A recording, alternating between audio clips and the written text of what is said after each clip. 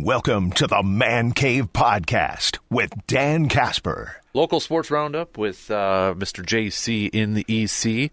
I know Regis had a big game against Mondovi last Friday. Regis coming away with the victory in that matchup, and they got another big one coming up here too with Stanley Boyd, right? I mean, goodness gracious over there. So good football action between those two squads. Yeah, that's kind of your de facto. It won't really be the Clover Belt title game because Mondovi's right there as well. Mm-hmm. They're one loss, so. But I mean, for Stanley Boyd and Regis, I mean, and it's a Saturday morning. Oh, yeah. So you got the spotlight right on there. That is going to be a tremendous game. I think it's kind of two different styles. Mm-hmm. You got Regis with just their amazing running game and the ability to just shift and really just puzzle you. And then you got Stanley Boyd with that passing game. Yeah. That has really, I mean, Koenig's got that working well. So two coaches that have obviously been there have won state titles in Brenner and Koenig. Mm-hmm. So I am excited for this one. I think this was going to be, an all-timer. Right. Yeah, definitely. I know some other scores from last Friday. North ended up falling to DC Everest, 48 to 20 in that game. Menominee taking down Memorial 245 to 16. Yeah, and Menominee now, they will take on New Richmond. Who just beat Rice Lake, Beat right? Rice Lake, and that was a great matchup. New Richmond got a field goal in the fourth quarter to take the lead. I think it was 26-23 or 23-20. It's a 3-point game. No, I don't think this hurts Rice Lake at all. Right. If anything, it gives Rice Lake just a little more advantage. Their first loss in over a calendar year. Man. So that team has been just on fire. I think Dan Hill will rally the troops, and they'll have no problem after that. But big win for New Richmond, who now sits atop the Big Rivers on their own. Right.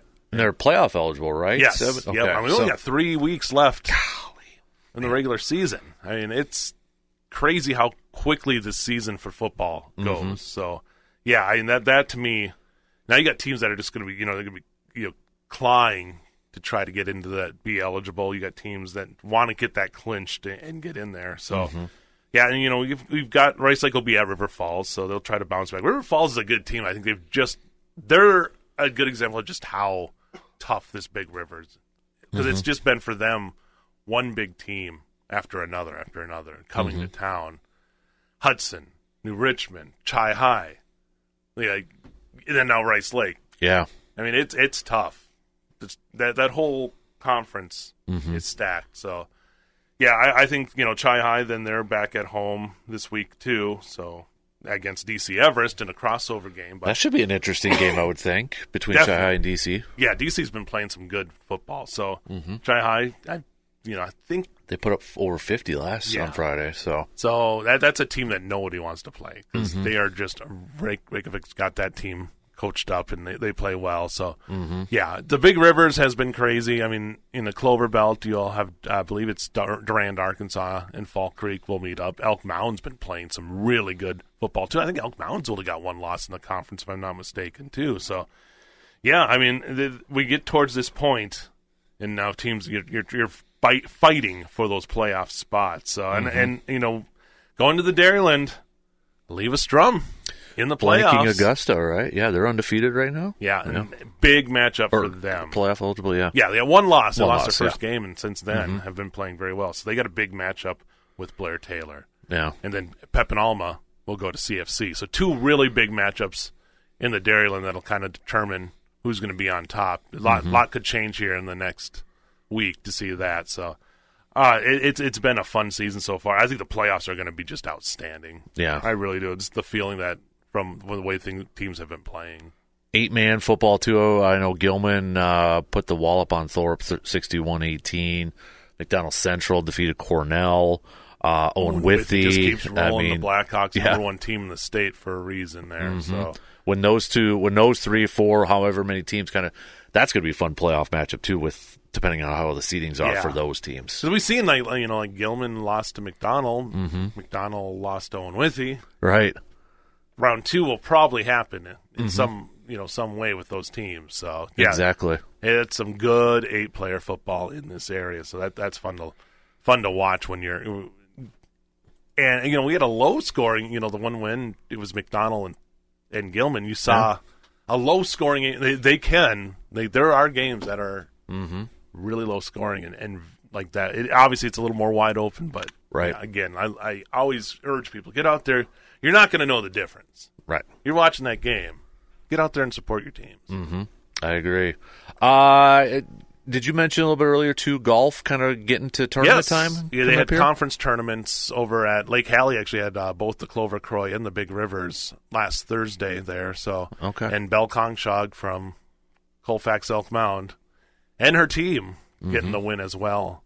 Just showing. And then Kelly Erickson from North getting the win in the Big Rivers as the individual. So, nice. Yeah, we're heading towards regionals and sectionals, because that golf tournament's usually one of the first, if not, it is the first tournament. Mm-hmm. So we're getting once that calendar turns to October, and that's when you can really start thinking of postseason play here for the fall sports. Absolutely. Volleyball too, kind of still conference play. Yeah, they got about a month left. Okay.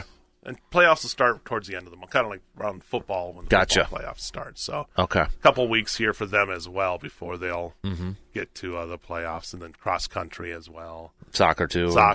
Yeah. I mean. Tennis will be one of the ones. They'll be. I think Memorial just wrapped up their. I think I know this just because my buddy coaches. Individual state is like in 3 weeks. I think a little less than 3 weeks. So we're close to them doing the subsectionals and sectionals, which is usually in the same week. So yeah, I mean, it's all coming to a head really here, and it doesn't feel like it because it's still we have had 80-degree weather here, so it doesn't really feel too fallish. But exactly, and then college-wise, Blue Golds, after their off week this past week, they'll start conference play. So WIAC action, both Stout and Blue Golds will start conference play. Blue Golds going up. It's going to be a tough one, River Falls. And then Stout takes on your alma mater, Points, over there too. So be interesting with the Blue Golds. I mean, the first 3 weeks, tough non-conference schedule, but they've been putting up points. Right. So that's going to be fun to watch. Yeah, I think that obviously that tough non-conference schedule is going to help them. That's why you do it. That's why you play that tough, because the WIAC is the class of Division III. Right. So you're going to have tough game after tough game, and starting it out with the River Falls team that's just been playing excellent football. Mm-hmm. So that it's going to be tough for Erickson's squad to go on the road there and battle River Falls. But the way that offense has been playing, if the defense can turn it up a little bit, I think there's no doubt in my mind they can get the win. Right. But River Falls is going to do everything they can to scratch and claw. I think it's their homecoming. Yeah. So, yeah, it'll be a fun matchup to see there. And then Stout going to Point. Stout, Point been down, but you can't underestimate any opponent. Right. And Stout Clay won't have that team underestimating them. And then La Crosse takes on Platteville, and La Crosse, going beating two Division II teams. Like they played basically a Division II non-conference. It's like they wanted to join the GLIAC up there, playing Northern Michigan and Grand Valley State. So. Man. Yeah, that team right now. I mean, if I had to pick a team that's probably going to win the conference, I think La Crosse right now, to me, is going to battle for that conference title. Should be a fun one. They're going to have when a you target factor in River Falls and obviously Whitewater, everybody. Yeah, Oshkosh is usually right there as well. Oshkosh. So yeah, and it's Oshkosh Whitewater to start. Yeah, so one of those teams is going to start conference season with a loss. Wow. So, you start yourself in a little bit of a hole there. So, yeah, definitely it's big to get that win in the first week. Mm-hmm. La Crosse is going to have that target, though. Mm-hmm. Everybody knows how good they are. Mm-hmm. So now you're not sneaking under the radar with anybody. Right. So, yeah, it'll be fun to see how it all plays out here, especially this week one. Yeah. I know, just to kind of wrap it up here, Blue Gold Volleyball, they were down in Kentucky, and they had to adjust because of the weather down there, but they got a pair of sweeps down there too. So I know men's soccer continues to roll. They picked up a win over Augsburg. Was it just a couple days ago, I believe, too? So hard fought game. I think it was 3-1 was the final. Yeah, a ton of shots off at the Augsburg goalie. Just kept getting them away, but you got the win. That's the thing. You didn't have one of those games where you have a hot goalie and you can't get anything in, but they managed to squeak it out. Right, and then men's golf. I think today they wrap up the Stout Invitational. Over there too. So is that at Whitetail or is that in Highlands? Highlands. Highlands. Right. Okay. Yeah, Highlands. So, and that's a team too. Last year they finished off on a hot streak. Started off this year really, really well, and right now they are in first place after day one. I got to see them when they had the Wrigglesworth Invitational a couple weeks ago, and yeah, what a talented team. Yeah. Darren Skinner, he's got that team playing. Their B team is in 5th, too. Yeah. So, I mean, that tells you the depth that they've got right now. It was funny because at that invitational, he's like, because I saw him later because his daughter was playing in a middle border event at Princeton Valley. And he's like, yeah, I'm glad that the A team was able to hold off the B team because he's like, that wouldn't look good as me as a coach on the B teams, right?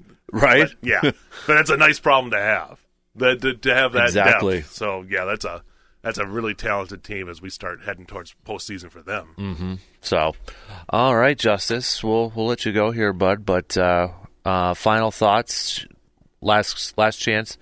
Should Packers fans simmer down a little bit? I think cool the team's a little bit. Yeah, you good. I think they're in a vibe was good in the locker room, sort of Yeah. thing. Okay. I want to say though, they're going to Los Angeles, and I'm doing my research. The last time that the Packers won in Los Angeles was 1991. Yeah. When it was the Los Angeles Rams move to St. Louis. You're not helping me because I will be honest. After that game yesterday, I was nervous because I'm like, now you got a desperate Rams team who just lost to Chicago. And I know Rams are banged up in that, but they've owned the Rams the last 4 games, I think it is. So it's one of those it was all that talk that they can't win in California. They won a couple games in San Francisco. Mm-hmm.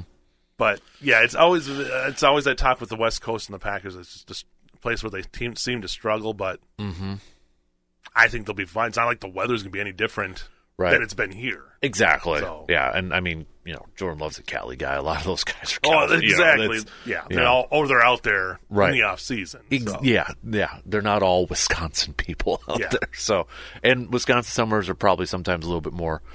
It's not the heat. It's the gosh darn humidity. Exactly. It's a corn sweat. Yep. All right, dude. Hey, we appreciate it, man. Thanks for everything that you do, and we'll catch up with you again soon. Okay.